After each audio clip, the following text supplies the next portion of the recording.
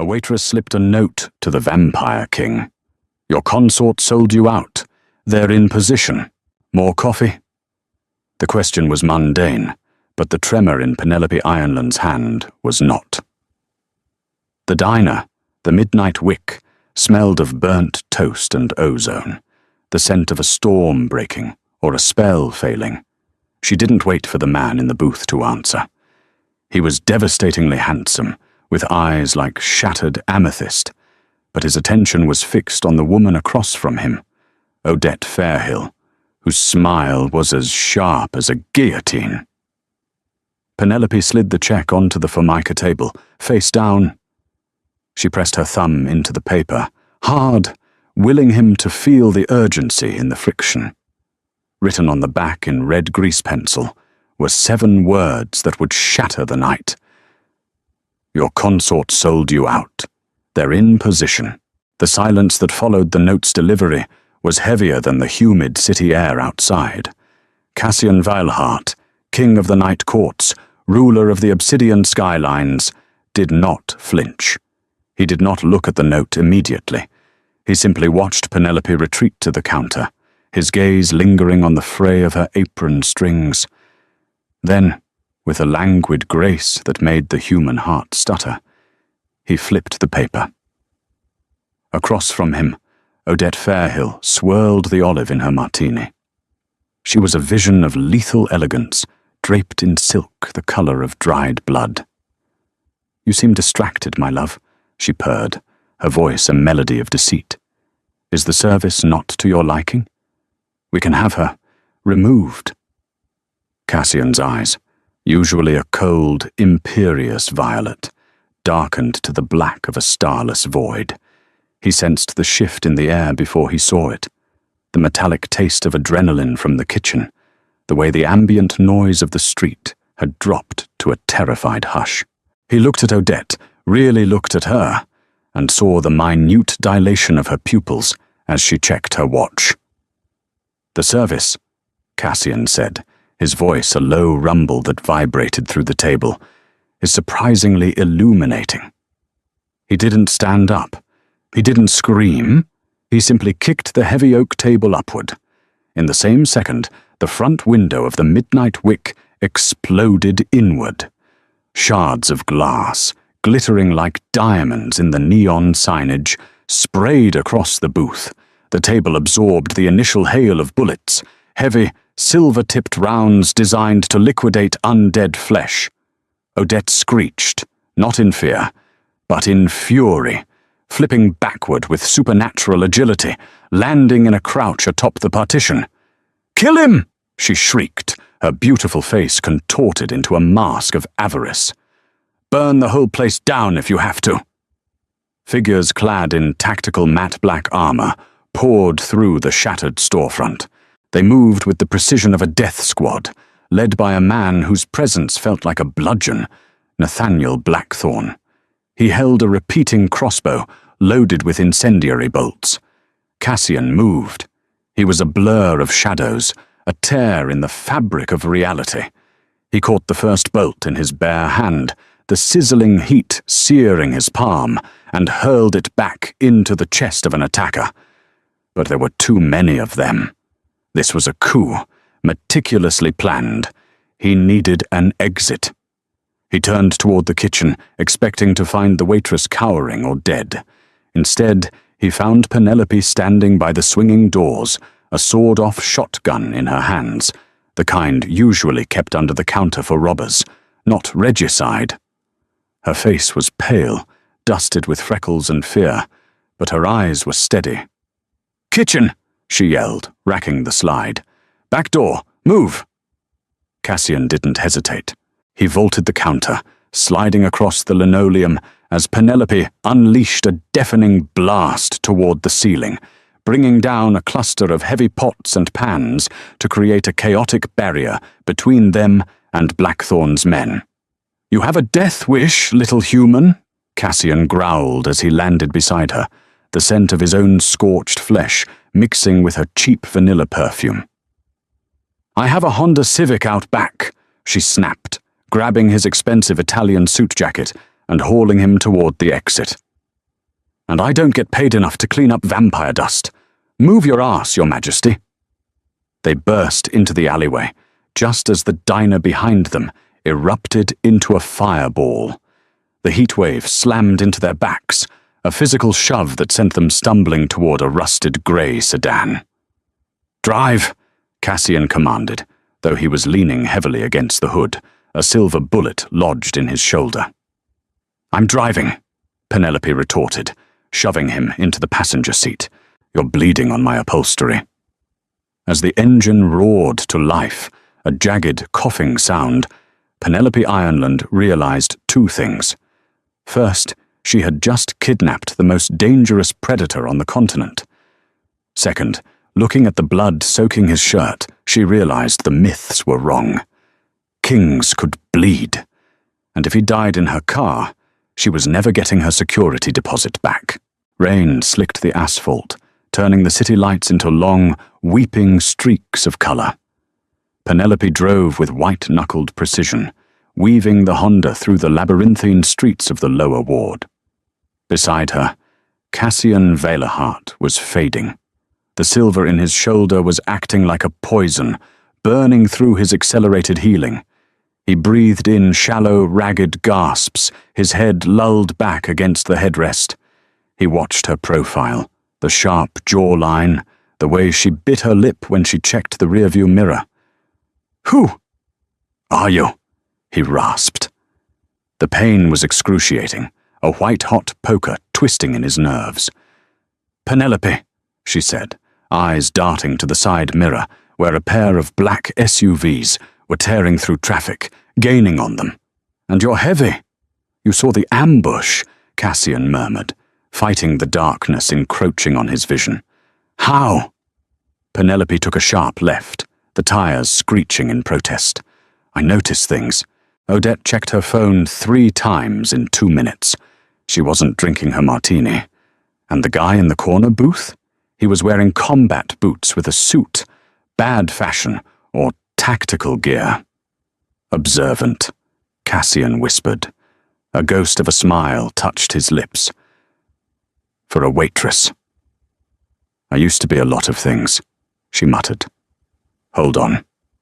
She slammed on the brakes, spinning the wheel. The car drifted, fishtailing into a narrow access tunnel beneath the suspension bridge. The pursuing SUVs shot past the entrance, missing the turn. Penelope killed the headlights immediately, plunging them into darkness. The silence in the car was sudden and intimate. The only sound was the ticking of the cooling engine and Cassian's labored breathing. "They will track us," Cassian said, his voice weaker now. "Odette. She has my blood. A tracking ritual. As long as she has the connection." "Then we break the connection," Penelope said, unbuckling her seatbelt. She turned to him, reaching into the back seat for a first aid kit that looked far too professional for a civilian. "But first, I have to get that bullet out. If the silver hits your heart, you're dust." "You can't," Cassian warned, his hand shooting out to grab her wrist. His grip was iron, despite his weakness. "My blood is toxic to humans. Direct contact with an open wound. I'm wearing gloves," she said, pulling a pair of latex gloves from the kit. Her gaze met his, and for a moment, the hierarchy of predator and prey dissolved. There was only survival. "And I'm not afraid of you, Cassian." Using his name felt like a transgression, but he didn't correct her. He watched as she cut away the ruined fabric of his shirt. His skin was alabaster, marked with ancient, fading scars. The bullet wound was a black, bubbling crater. Penelope didn't flinch. She poured rubbing alcohol over a pair of tweezers. "This is going to hurt." "I have endured torture in the dungeons of the Grey Spire," Cassian gritted out, closing his eyes. "I can handle a pair of tweezers." She dug in. Cassian arched his back, a guttural roar tearing from his throat, a sound so primal it vibrated the car windows. His fangs descended, sharp and gleaming in the shadows.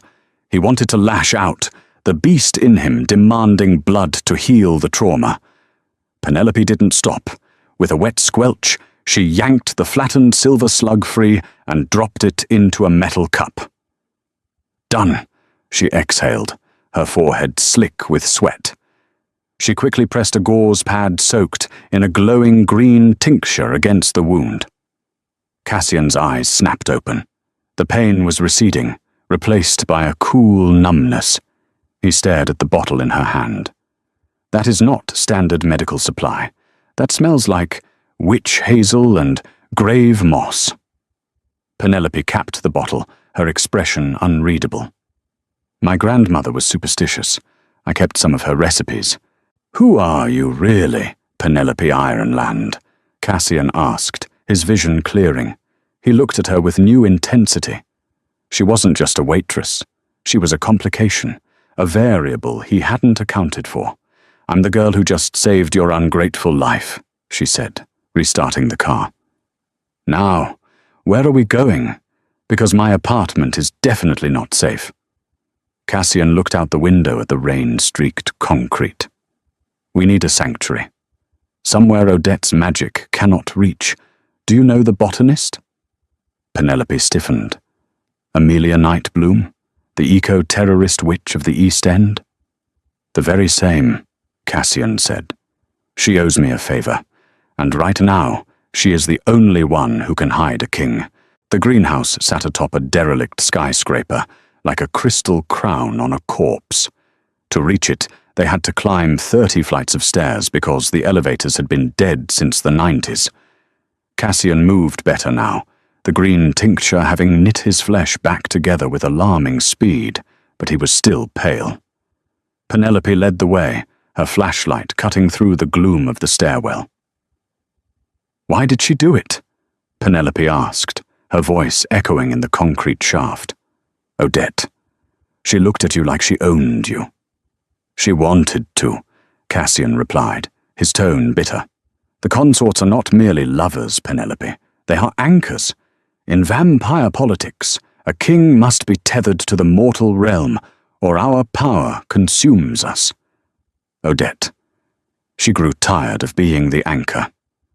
She wanted to be the storm. So she teamed up with Nathaniel Blackthorne, the hunter general? An alliance of convenience.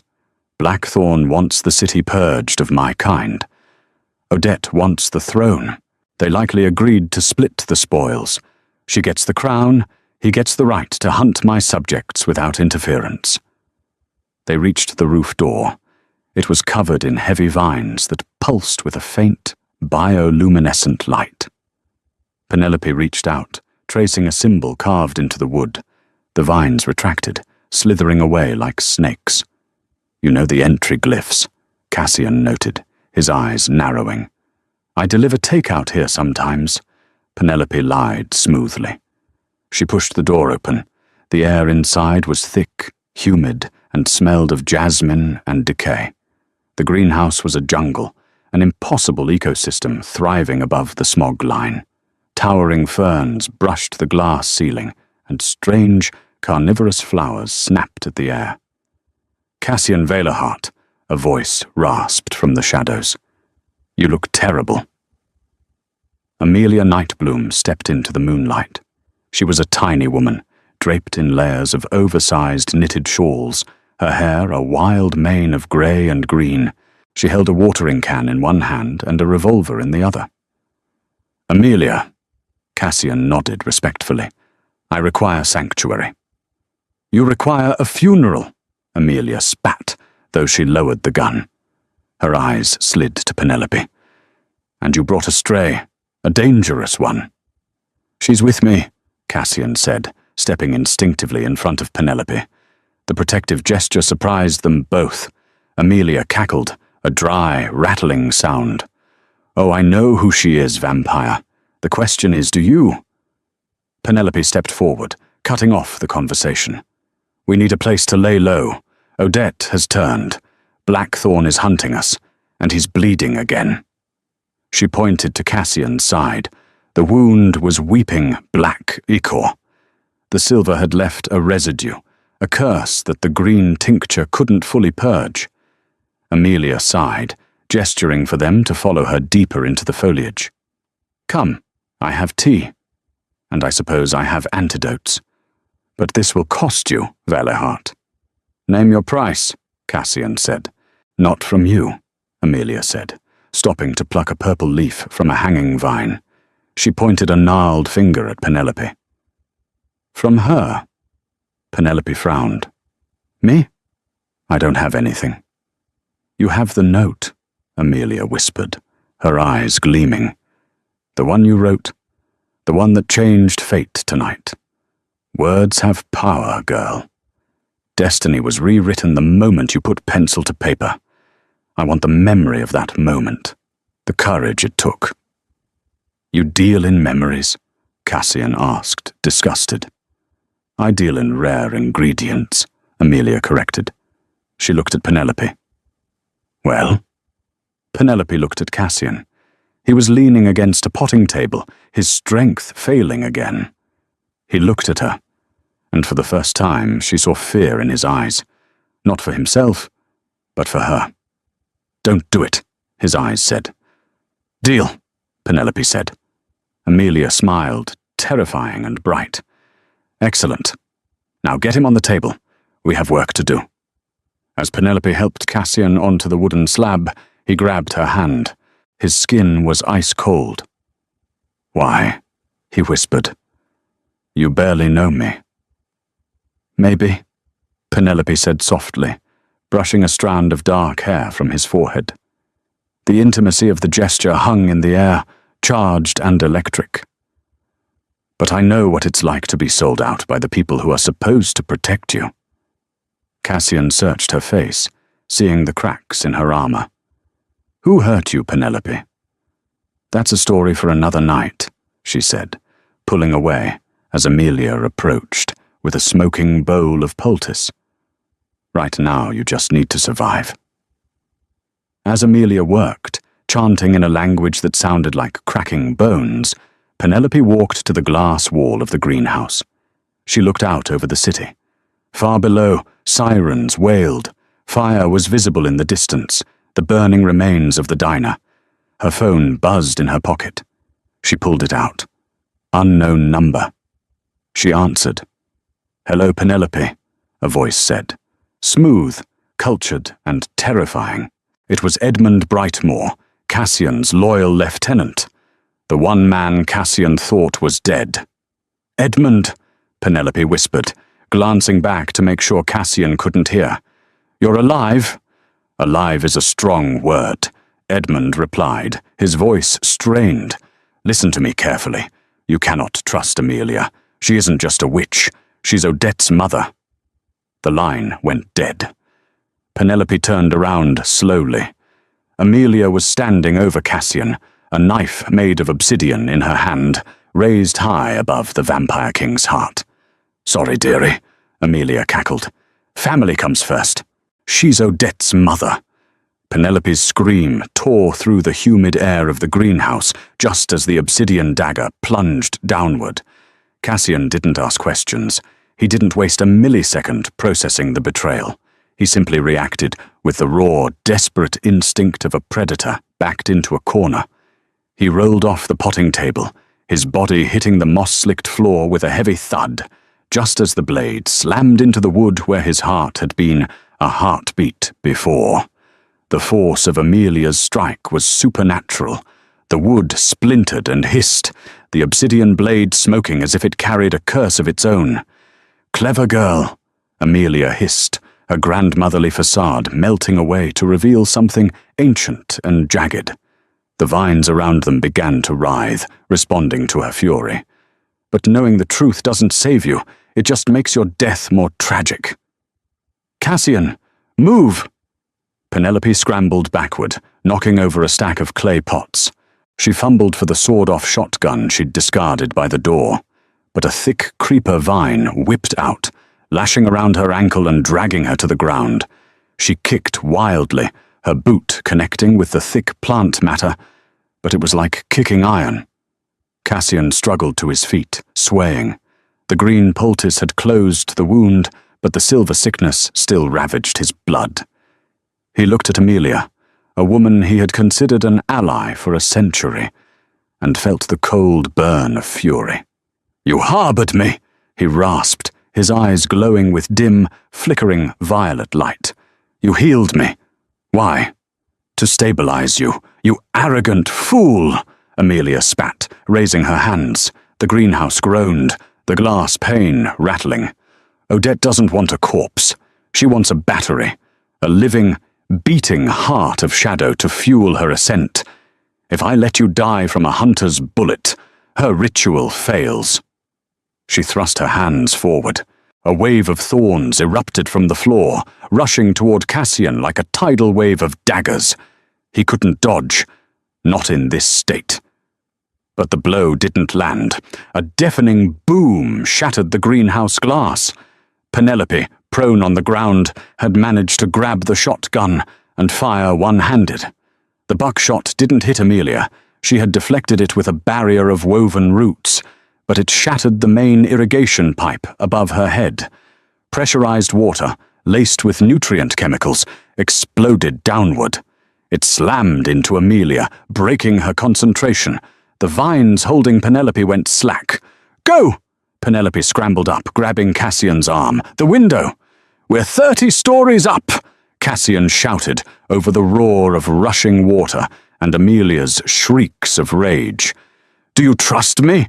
Penelope yelled, dragging him toward the shattered pane where the wind howled, smelling of rain and city grit. "I am starting to fear you more than the witches." "Good." They reached the edge. Behind them, Amelia was rising on a column of animated flora, a goddess of rot and vengeance. "You cannot run from the roots of this city, Valahart. My daughter owns the night." Penelope didn't look back. She shoved the Vampire King out of the window. Cassian's eyes went wide as he plummeted into the void, the wind tearing at his clothes. For a second, he was just a falling body, too weak to fly, destined to become a stain on the pavement. Then Penelope jumped after him. She collided with him in midair, wrapping her arms around his waist. "Now!" she screamed into his ear. "Turn to mist! Do it!" I can't carry us both." "You don't have to carry me. Just break the fall." It was insanity. It was suicide. But as the ground rushed up to meet them, a kaleidoscope of wet asphalt and streetlights, Cassian closed his eyes and pulled on the last reserves of his power. He didn't try to fly. He simply dispersed. His body dissolved into a thick, swirling cloud of shadows and violet smoke. Penelope fell through him, but the density of the mist slowed her velocity, cushioning her like a net of velvet and ice. She hit the roof of a parked van hard, denting the metal and knocking the wind out of her, but she didn't shatter. Seconds later, the mist coalesced beside her, reforming into Cassian. He collapsed onto the wet metal, gasping, his form flickering in and out of solidity. "You," he wheezed, staring up at the rain, "are absolutely insane." Penelope rolled off the van, landing on the sidewalk with a groan. Every bone in her body ached, but she was alive. She looked up at the skyscraper. High above, a silhouette stood in the broken window, watching them. "We need to move," Penelope said, forcing herself to stand. She offered him a hand. Edmund said not to trust her. "We need to find him." Cassian looked at her hand, small, calloused, human, and then took it. The contact sent a jolt through him, sharper than the silver. "Edmund is dead, Penelope. I saw him fall at the siege of Blackhuron." "Well," Penelope said, pulling him toward the shadows of the subway entrance across the street. "Then you've got 2 ghosts to deal with tonight." The subway station was a tomb of ceramic tile and flickering fluorescent lights. It was technically closed for maintenance, which meant it was empty, save for the rats and the distant, rhythmic dripping of water. They walked along the tracks, the third rail humming with lethal promise, mere inches from their feet. Cassian was moving better now, the adrenaline of the fall having burned off some of the lethargy, but he was still dangerously pale. "You said you were a waitress," Cassian said, his voice echoing in the tunnel. He walked behind her, watching the confident way she navigated the sleepers. "But you handle a shotgun like a soldier. You know entry glyphs. You know how to force a vampire to mist." Penelope adjusted the strap of her bag, which she'd miraculously held on to during the fall. "My father was a watcher." Cassian stopped. The silence in the tunnel deepened. A watcher? The fanatics who catalogue supernatural activity for the Vatican? "He wasn't a fanatic," Penelope said softly, not turning around. "He was a librarian. He thought if we understood you, we wouldn't have to fear you. He taught me the glyphs, the lore, the biology, and the shotgun. Mom taught me that," she said with a dry chuckle. She didn't share Dad's optimism. Cassian walked until he was beside her. "Where are they now?" Penelope stopped. She looked at the graffiti-covered wall, tracing a spray-painted crown. "Dead. A vampire attack. 10 years ago. Not royalty like you, just feral strays. They tore through our house, looking for money. Found nothing, and left bodies behind." Cassian felt a cold weight in his chest that had nothing to do with his injury.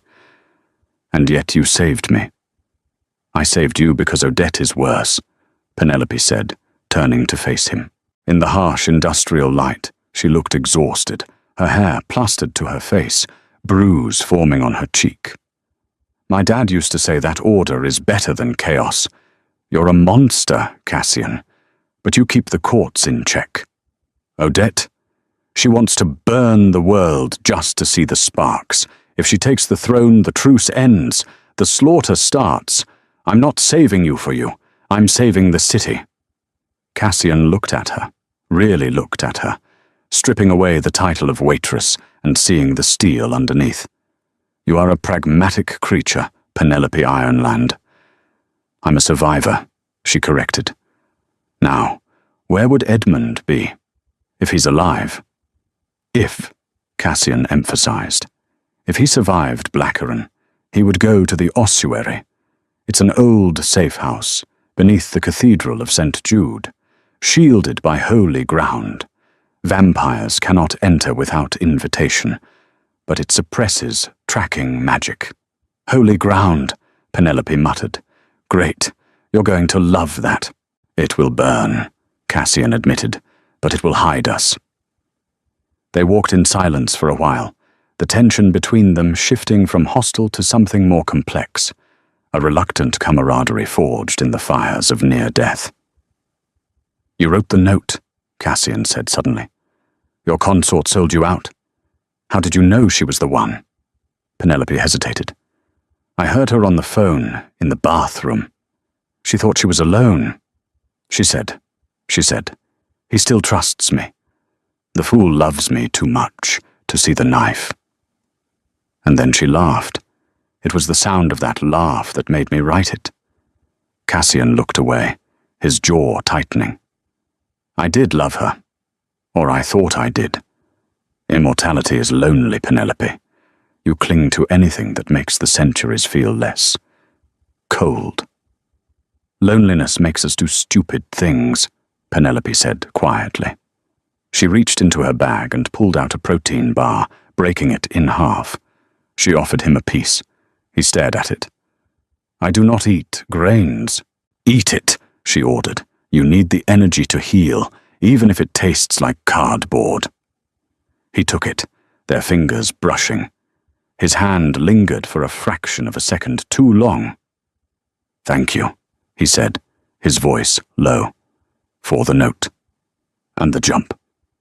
"Don't get sentimental, Your Majesty," she said, biting into her half. "We're not out of the tunnels yet." As if on cue, a low growl echoed from the darkness ahead. Not the mechanical rumble of a train, but the wet, chittering sound of something hungry. Cassian stepped in front of her, his eyes flashing violet. "Ghouls!" he hissed, Scavengers of the underground, they smell my blood." Penelope racked the shotgun, realizing she had only one shell left. "How many?" "Too many," Cassian said, watching the shadows detach themselves from the walls. Pale, emaciated figures with needle teeth and milky eyes crawled along the ceiling. "Stay behind me." "You're injured." "I am a king," Cassian snarled, his voice dropping into a register that vibrated in her bones. "And I am done running." The fight in the tunnel was short, brutal, and terrifying. Cassian didn't fight with weapons, he fought with shadows. He tore the darkness from the corners of the tunnel and lashed it like a whip, cleaving the ghouls apart. He moved with a terrifying grace, a dancer of death. But Penelope saw the cost. With every strike, he staggered. With every burst of magic, the veins in his neck blackened. When the last ghoul fell, twitching, Cassian collapsed to his knees. Penelope rushed to him, catching him before he hit the tracks. "Cassian!" He was burning up. His skin, usually cool, was radiating a fever heat. "Too much," he gasped. "The silver. It weakens the hold on my beast. Using magic accelerates the corruption." "We need to get to the ossuary," Penelope said, hauling him up. He was dead weight now. "It's just a few more stops. Come on." They stumbled through the dark, Penelope half carrying the Vampire King. By the time they found the service ladder leading up to the cathedral's basement, Cassian was hallucinating. He murmured names from centuries past, apologized to people long dead. The ossuary was a heavy iron door set into the stone foundation of the church. Penelope pounded on it. "Edmund! Open up! It's Cassian!" Silence. Then, the sound of heavy bolts sliding back. The door creaked open. Standing there was a man who looked like he had been put through a meat grinder. Half of Edmund Brightmore's face was scarred, a ruin of burn tissue, and he walked with a heavy limp, but his eyes were clear and sharp. "My king," Edmund breathed, falling to his uninjured knee. He looked at Penelope. "And the waitress. You made it." "Help me get him inside," Penelope grunted. They dragged Cassian into the safe house, a room filled with tactical monitors, ancient scrolls, and weapons. As they crossed the threshold, Cassian hissed, smoke rising from his skin as the holy ground rejected him, but he was too weak to protest. Edmund helped lay him on a cot. "He's in critical condition. The silver is binding to his heart." "I got the bullet out," Penelope said, pacing the room. "I used a poultice." "Not enough," Edmund said, checking Cassian's pulse. "He needs blood. Royal blood. Or the blood of a bonded servant. I would offer mine, but—" He gestured to his scarred body. "I have been drained by the hunters. My blood is thin, useless to him." "So what do we do?" Penelope asked. "We wait for him to die," a voice said from the shadows of the room. Penelope spun around, shotgun raised. Nathaniel Blackthorne stepped out from behind a rack of antique swords. He was still wearing his tactical armor, but his helmet was off, revealing a face that was handsome in a cruel, severe way. He held a heavy pistol leveled at Penelope's chest. "Edmund," Penelope breathed, looking back at the lieutenant. Edmund didn't look at her. He looked at the floor. "I'm sorry. They found me weeks ago. They gave me a choice: betray Cassian, or watch them torture my sister." "You're the leak," Penelope realized, the betrayal stinging more than she expected. "You told me Amelia was dangerous just to steer us here, into a trap." "Amelia is dangerous," Blackthorne said calmly. "We couldn't have you dying in her greenhouse. We need the king alive, for now." "Why?" Penelope demanded, stepping between Blackthorne and the unconscious Cassian. "Because Odette's ritual requires a sacrifice," Blackthorne explained, as if discussing the weather. "But not just any death. She needs to drink the heart blood of a king while he is drained by a mortal enemy. It's a dual ritual. It transfers his power to her and his territory to me. You're going to hand him over to her, Penelope said, disgust dripping from her voice. You call yourself a hunter? You're just a butcher's assistant? Blackthorn's eyes narrowed. I am doing what is necessary to end the plague of his kind. One king dies, and in exchange, I get the locations of every nest in the city. A worthy trade. He cocked the hammer of the pistol. Now put down the gun, Miss Ironland. You have played your part. You delivered him right to us. Penelope looked at the gun, then at Cassian's pale, sweating face. She looked at Edmund, who was weeping silently in the corner. She lowered the shotgun. Smart girl, Blackthorn smirked. I'm not smart, Penelope said, her hand drifting to her apron pocket, where she still had the red grease pencil. I'm observant. She snatched a flashbang grenade from the table next to her, one of Edmund's tactical supplies she had noted the second she walked in, pulled the pin and dropped it. Close your eyes, she screamed, diving over Cassian's body. The room exploded in blinding white light and a deafening crack. Blackthorn roared, firing blindly. The bullet shattered a monitor. Penelope didn't wait for the ringing in her ears to stop. She grabbed a silver letter opener from the desk and slashed her own palm. Cassian, she yelled, pressing her bleeding hand against his mouth. Drink, now! The scent of fresh, oxygenated blood hit Cassian like a lightning bolt. His eyes snapped open, not violet, but blood red. The beast took over. He grabbed her hand, his fangs sinking into her palm. It hurt like hell. Penelope cried out as she felt her life force being pulled out of her, a rushing tide leaving her cold and dizzy. But she also felt the change. Cassian surged up from the cot. The burns from the holy ground vanished. The pallor left his skin. He didn't look like a dying man anymore. He looked like a god of war. He released Penelope, gently pushing her behind him. When the flashbang's light faded, Blackthorn blinked his vision clear to find the Vampire King standing tall, wreathed in shadows that were slowly turning into physical tendrils of darkness. Hello, Nathaniel, Cassian purred, his voice dripping with terrifying power. I believe you are in my seat. The ossuary was no longer a sanctuary. It was an execution chamber. But the executioner had changed. Cassian moved with a velocity that defied physics. Powered by Penelope's blood, fresh, willing, and laced with the adrenaline of a survivor, he was a storm of violence.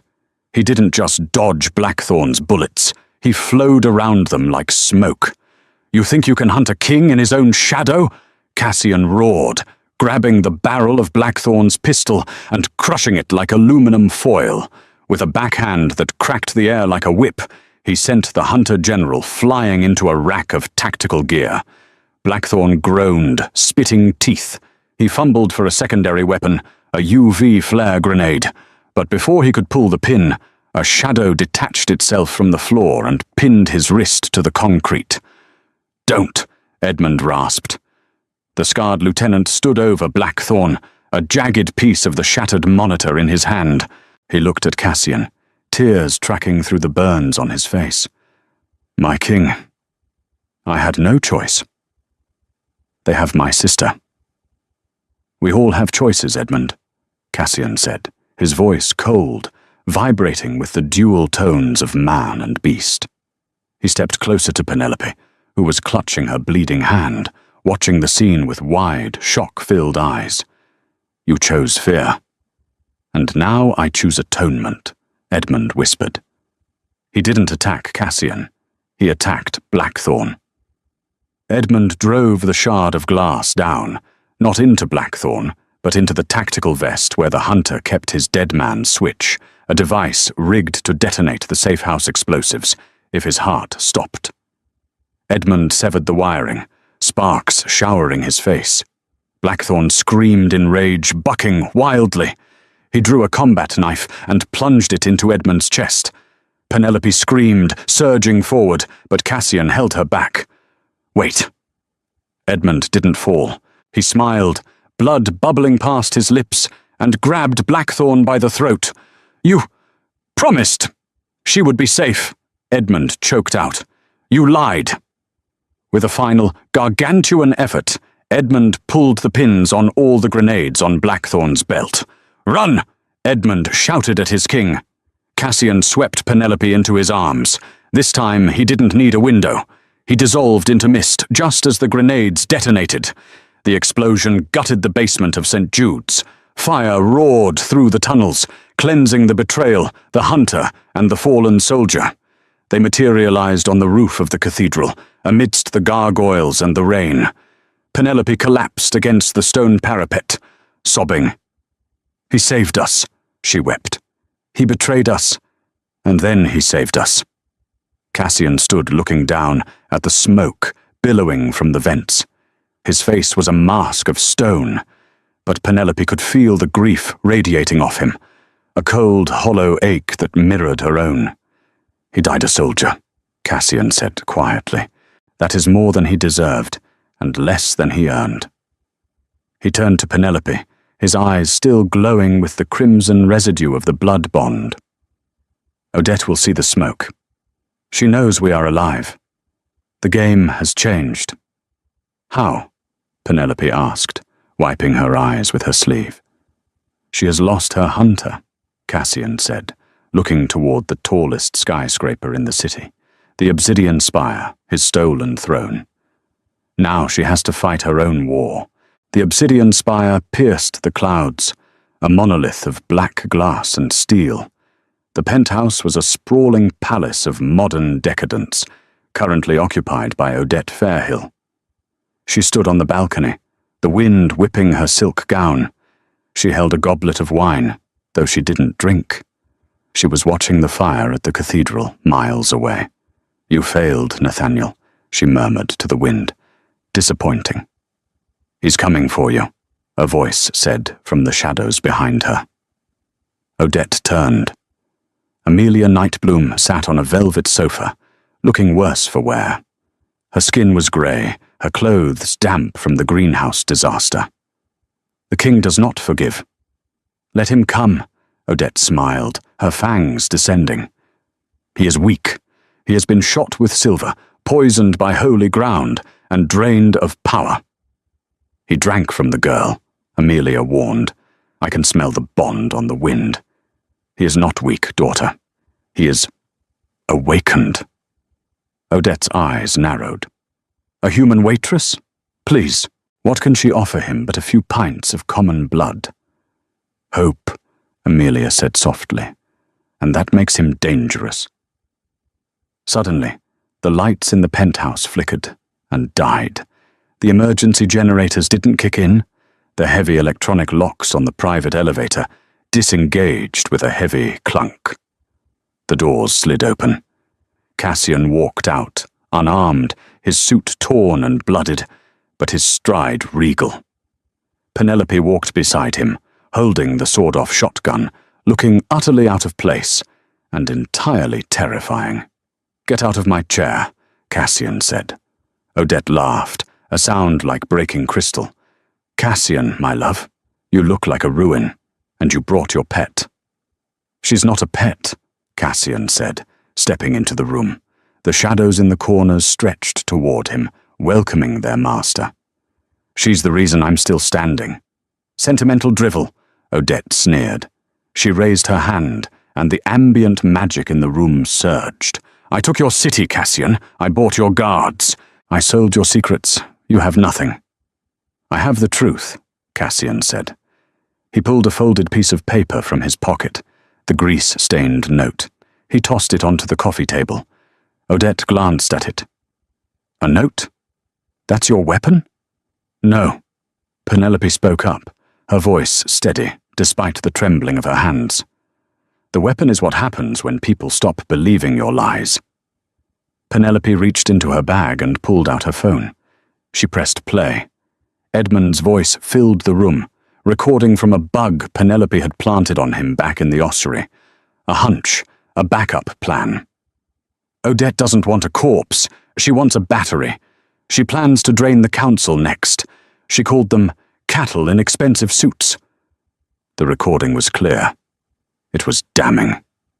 I just live-streamed that to the Vampire Council's private server, Penelope said, holding up the phone. My dad's old Watcher contacts came in handy. Every elder in the city just heard you call them cattle. Odette's face went pale. The arrogance drained away, replaced by pure, unadulterated fear. You little insect! Odette shrieked and lunged, moving faster than human sight. She wasn't aiming for Cassian. She was aiming for Penelope. Cassian intercepted her. The impact was like two freight trains colliding, a sonic boom of flesh and magic that shattered the floor-to-ceiling windows. They crashed through the glass coffee table, rolling across the expensive Persian rug in a blur of violence. Odette was feral, her elegance stripped away to reveal the monster beneath. She fought with claws elongated into razor-sharp talons, her hands glowing with necrotic green energy that hissed when it touched Cassian's skin. But Cassian was disciplined. He was fighting with the cold precision of a ruler, reclaiming his kingdom, parrying her frenzied strikes, and countering with blows that shook the foundations of the penthouse. "Mother, help me!" Odette screamed, pinning Cassian down for a split second, her fangs snapping inches from his throat. "Bind him!" Amelia Nightbloom stood up from the velvet sofa, raising her gnarled hands. She began to chant, a low, guttural sound that made the air vibrate. The decorative potted plants in the room, massive palms and exotic ferns, exploded into horrific growth. Vines thick as pythons shot out, not seeking sunlight, but blood. They lashed around Cassian's limbs, dragging him off Odette and slamming him against the far wall. "2 against 1!" Penelope yelled, her heart hammering against her ribs. "Not tonight!" She raised the shotgun, aiming not at the supernatural entities she couldn't hope to hit, but at the massive crystal chandelier hanging directly above the witch. It was a desperate gambit, a prayer in ballistics. Click! The sound was louder than a gunshot in the chaos. Empty. She had forgotten to reload after the tunnel. Damn it! Penelope threw the useless weapon at Amelia's head. The witch didn't even look up. She simply waved a hand, and a branch swatted the gun away mid-air. "Out of tricks, girl," Amelia cackled, her eyes rolling back in her head as she poured more power into the vines crushing Cassian. "I will mulch your bones for my garden." A creeper vine whipped across the room, wrapping around Penelope's waist. It hoisted her into the air, squeezing the breath from her lungs. Penelope kicked and clawed, but the plant was like iron wire. She gasped, her vision spotting, watching as Odette advanced on the trapped Cassian with the obsidian dagger, the same one that had nearly killed him before.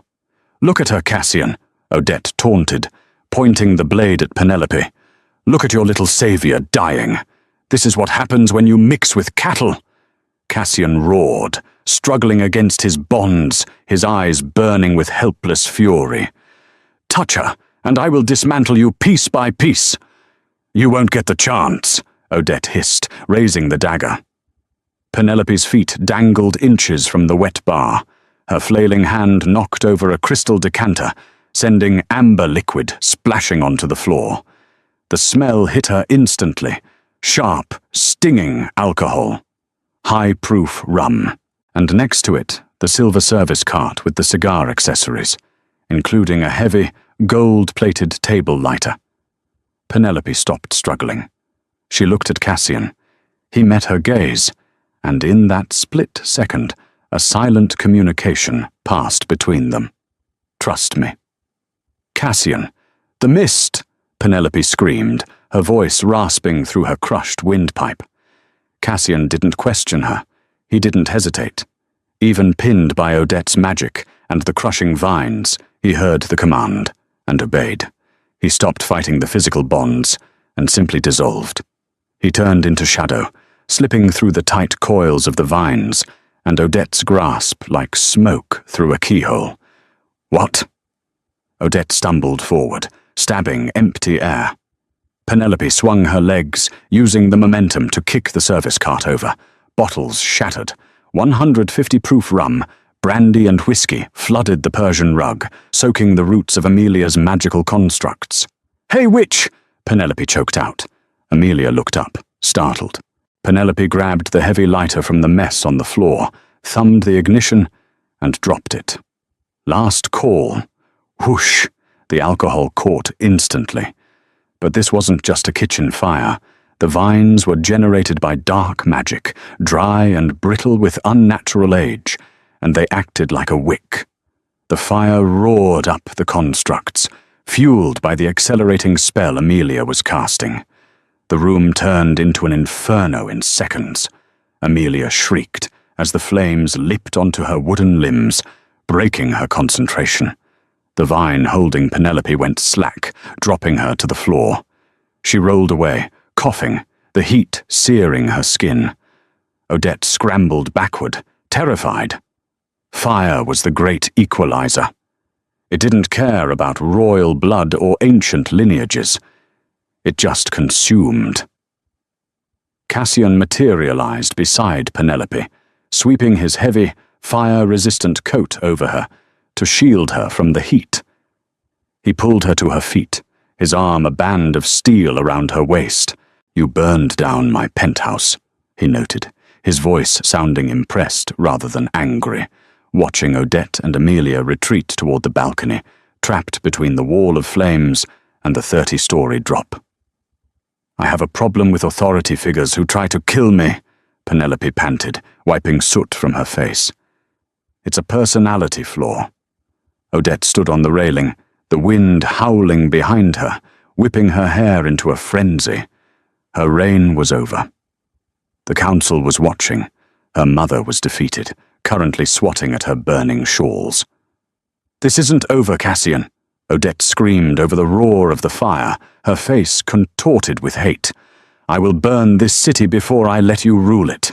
I will return, and I will—" "The city has already chosen," Cassian interrupted, his voice calm, carrying effortlessly over the chaos.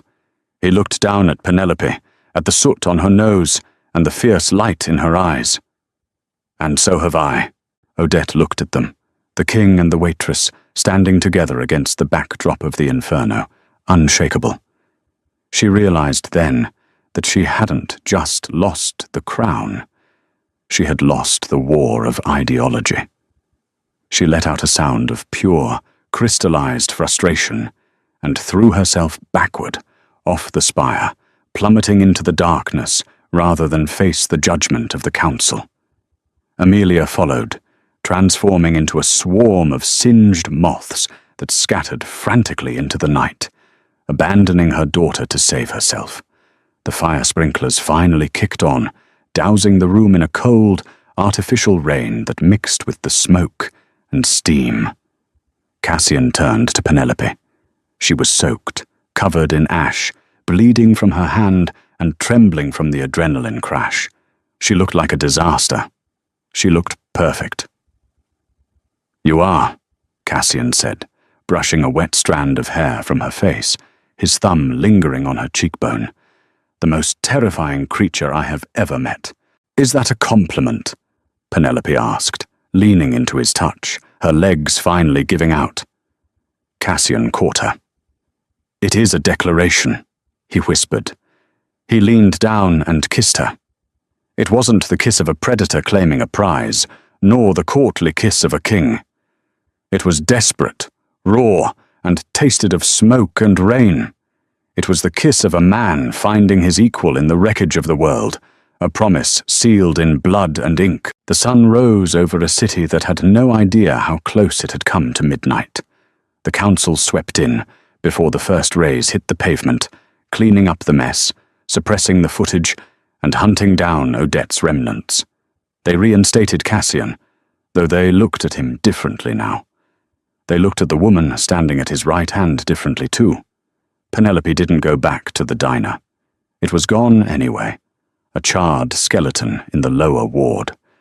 She stood on the repaired balcony of the spire weeks later, watching the sunrise, something Cassian could now endure for short periods, thanks to the strange alchemy of their bond. "They are calling you the Iron Queen," Cassian said, stepping out to join her. He handed her a cup of coffee. Black, 2 sugars, just how she liked it. A bit dramatic, don't you think? Better than the Waitress, Penelope smiled, taking the cup. She leaned against him, feeling the steady, slow beat of his heart against her shoulder. It was a comforting rhythm, a reminder that even monsters could learn to love. The note, Cassian said softly, looking out at the skyline he ruled. You saved my life with 7 words. What would you write now? Penelope thought for a moment. She watched the city wake up, the traffic flowing like blood through veins, the infinite possibilities of a new day. She took a cocktail napkin from her pocket and a pen. She scribbled something and handed it to him.